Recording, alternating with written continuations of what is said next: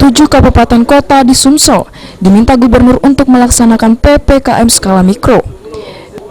Daerah-daerah tersebut dinilai penyebaran COVID-19-nya masih tinggi atau berstatus zona oranye.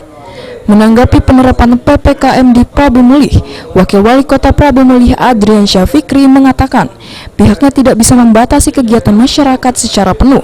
Namun mereka akan terus memberikan himbauan untuk menaati protokol kesehatan setiap melakukan kegiatan di luar. Sama seperti yang disampaikan oleh Pak Wali, aktivitas masyarakat ini tidak bisa kita batas.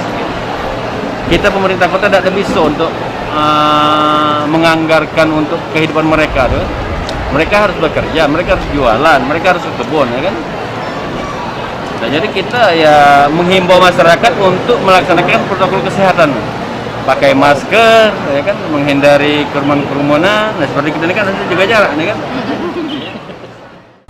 Sebelum adanya penetapan PPKM oleh Gubernur Sumsel, sejumlah desa di Prabu Mulih sudah menerapkan PPKM, akan tetapi tidak maksimal.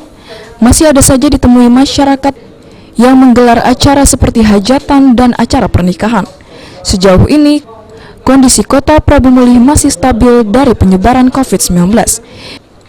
Beni Firdaus, PAL TV.